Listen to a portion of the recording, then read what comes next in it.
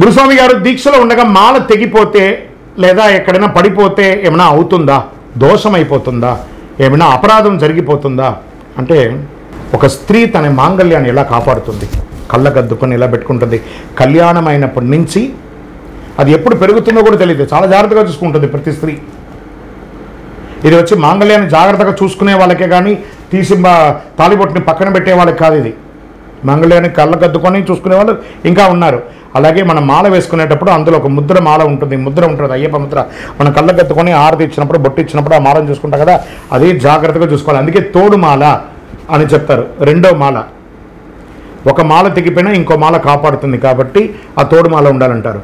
టెక్నికల్గా తెగుతుంది కానీ కావాలని ఎవరు పెంచేది కాదు కాబట్టి ఆ ఒక మాల తెగడం వల్ల దోషం అంటూ ఏం లేదు.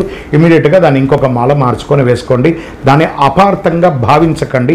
దానివల్ల అయ్యప్ప వచ్చి డైరెక్ట్గా నువ్వు మాల తెగిపోయింది అని చెప్పి సూనం తీసుకొచ్చి విల్లంబు పెట్టుకుని మనల్ని పొడిచి మనకేమో అనర్థాలు ఏం చేసేయడు. అలాంటి అపోహ ఉంటే తీసేసేయండి. అందుకే రెండు మాలగా వేసుకోండి. అందుకే మీరు వేసుకునే మాల బాగా బాగుందా, బందోబస్తుగా ఉందా అని చెప్పి ఎక్కడో షాప్లో కొనుక్కొచ్చి వేసేయకండి. టెక్నికల్గా బాగా ఉందని చూసి లేదా ఒక ఆచార్య దగ్గర ఇచ్చి అల్లిచ్చి మరీ వేసుకోండి, రాగిలోనో వెండిలోనో. శరణమయ్యప్ప. అయ్యప్ప ఏ జన్మలో పుట్టారు అంటే ఏ యుగంలో పుట్టారు, అయ్యప్ప పుట్టుకలో ఏమైనా రహస్యాలు ఉన్నాయా అంటే ఏ యుగమో తెలియదండి.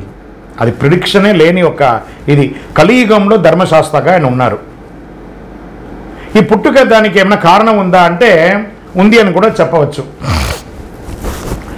ఆయన ధర్మాన్ని శాసించడానికి కోసమే పుట్టారు, ధర్మశాస్త్రగా ఆయన పుట్టారు.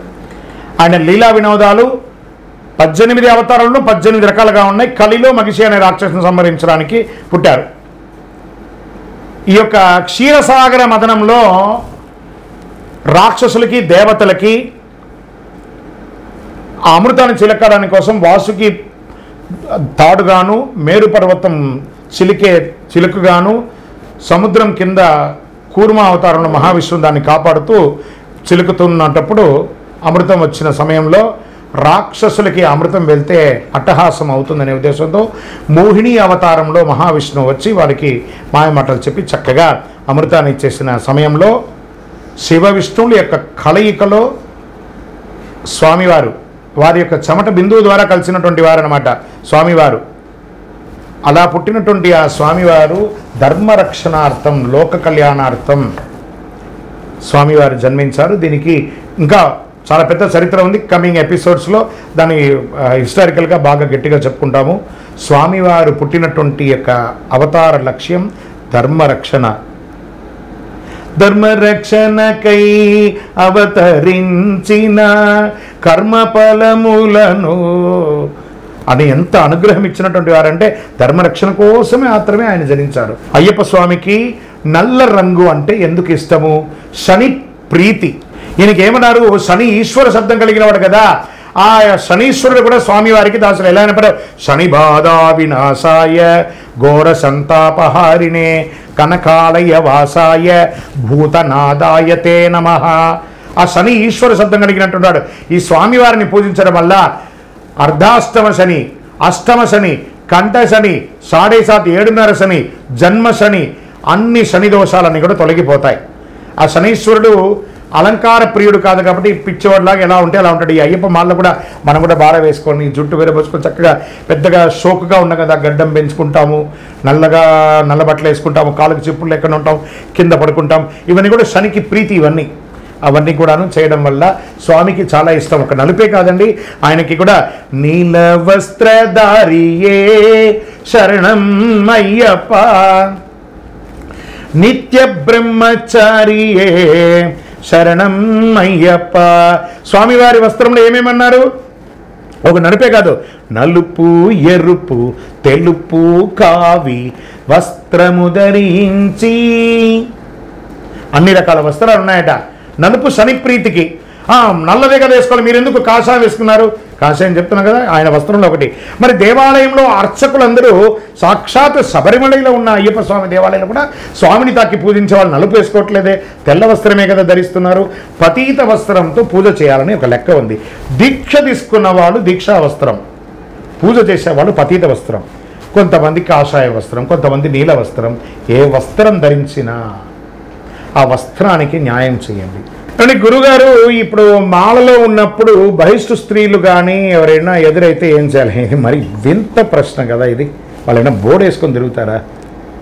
మనల్ని చూడగానే పక్కకి వెళ్ళిపోతారండి. అలాంటివన్నీ అడగకండి, తప్పిదాలు కూడా పెట్టకండి. ప్రశ్నలో కూడా తప్పిదాలు రాకూడదు. అలాంటిది ఏమి ఉండదు. మనం ఏమన్నా తెలియకుండా జరిగిన పొరపాట్లు అవన్నీ ఇలాగూ మనం ఇంట్లోకి వెళ్ళగానే సన్నిధానంలోకి వెళ్ళక మళ్ళీ స్నానం చేసేస్తాం. కాబట్టి ఒక స్నానంతో ఒక ఉద్యోగం చేసేటప్పుడు అతను వెళ్తూ ఉండగా ఒక శవయాత్ర వెళ్ళింది. కార్పొరేట్లో పనిచేసేవాడు, ఇంకో 10 నిమిషాల పంచింగ్ అవుతూ ఉంటుంది. ఎలా ఉండాలి? అలాంటప్పుడు వెళ్తాడు. దారిలో మనం బయటికి వెళ్ళిపోయామా, ఆ యొక్క గమ్యం చేరుకొని వచ్చిన తర్వాత వచ్చి స్నానం చేసి కార్యక్రమాలు చేయనప్పటి వరకు ఆ ఒక కొన్ని గంటలు మంచిని తాకండి, భోజనం చేయకుండా అయిపోతుంది కదా. కాబట్టి దోషం లేదు. దారిలో కనబడేదానికి మన దోషం లేదు. అది వచ్చి విధాత యొక్క లిఖితం. మీ కంట్లో అది పడాలంటే స్వామివారి సంకల్పమే కదా, అది మీ చేతులు కాదు కదా. గురుస్వామి గారు కన్యస్వాములు బాగా తినాలి అని చెప్పి వడ్డించేటప్పుడు కన్యస్వామి తిను అని చెప్పి ఫోర్స్ చేస్తారు. ఇది కరెక్టా? ఇది ఎంతవరకు కరెక్ట్ అండి? వాడు ఎక్సెల్ పొట్ట ఉందనుకుందాం. మామూలుగా కన్యస్వామి ఉంటే కూడా అది ఎక్సెలే ఉంటుంది, కానీ అది 4XL కాదు. వాడు ఎంత తింటాడో అంతే తింటాడు. వడ్డిచ్చేవాడు సొమ్ము కాదు కదా అది. ఆ పూజ చేసే దాత ఎక్కడో ఉంటాడు. వీడు దారిలో పోయే దానయ్య ఒక్కొక్క బకెట్ తీసుకొచ్చి కన్యస్వామి తిను ఫోర్స్ చేస్తూ ఉంటాడు. ఆ స్వామి తినాలా తెలియదు, తినకూడదా తెలియదు, ఎక్కువైపోతే వాంతికి వస్తుందా తెలియదు. ఎందుకురా ఈ మాల వేసుకున్నాం, ఎందుకురా పూజకు వచ్చామని వాడు ప్రతిరోజు బాధపడడం. ఇలాంటివన్నీ చేయకండి. ఇక మీద కన్యస్వామిగా ఉన్న వాళ్ళు నా వీడియో చూస్తున్నారు చెప్పండి, ఎవరైనా మిమ్మల్ని ఫోర్స్ చేసి బలవంతంగా వడ్డించారా, వాడి చేతిని లాగి అలా మీ ఆకులు కూర్చోబెట్టేసి మీరు లేవండి తినని చెప్పండి. ఏం దోషం లేదు దానివల్ల. మీ కన్యస్వామి తర్వాత ఎక్కువ తినలేదు.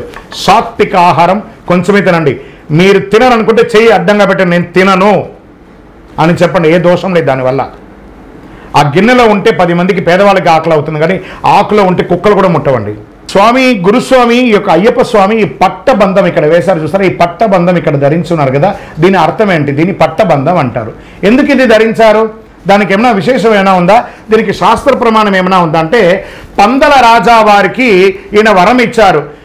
స్వామి యొక్క తన ఆభరణాలన్నీ ఇచ్చేసి ప్రతి సంవత్సరం మకర సంక్రాంతి రోజు నన్ను రాజుగా దర్శించుకోండి, నా ఆభరణాలన్నీ ఇస్తున్నానని చెప్పి ఇస్తే పందల రాజా వారు స్వయంగా తన నెత్తి మీద పెట్టుకొని ఆ 18వ బడి ఎక్కి స్వామివారి దగ్గరికి వెళ్ళగానే, మనం ఇక్కడ అందరం ఉన్నాం కదా, మన తండ్రి గారు వచ్చారంటే మనం కాళ్ళ మీద కాలు వేసుకొని కూర్చొని ఉంటామా? ఏం చేస్తాము? వెంటనే లేచి వారికి ఒక చారు ఇస్తాం కదా. అలాగే తనను పెంచినటువంటి రాజశేఖర వర్మ వచ్చారు కాబట్టి వారిని చూడగానే వారు లేస్తారు. అప్పుడే ఆ రాజుకి అంగవస్త్రం ఉంటుంది కదా, పట్టు అంగవస్త్రం తీసి కాల కట్టేశారు. స్వామి, నువ్వు లోకరక్షకుడు, నువ్వు నాకు పుత్రుడిగా ఉండొచ్చు, నువ్వు లోకరక్షకుడివి, ఈ లోకాన్ని రక్షించాలి, కాబట్టి నువ్వు ఎప్పుడు పడితే అప్పుడు వచ్చి నువ్వు లేచి నిలబడకూడదని చెప్పి తన కాలకున్న మెడ మీద ఉన్నటువంటి బంధాన్ని స్వామి కాళ్ళకు కట్టేస్తారు. అప్పటి నుండి ఇప్పటి వరకు పందల రాజావారు సైడ్ నుంచి వచ్చి మొక్కుతారు, కానీ ఎదురుగుండా వచ్చి మొక్కరు.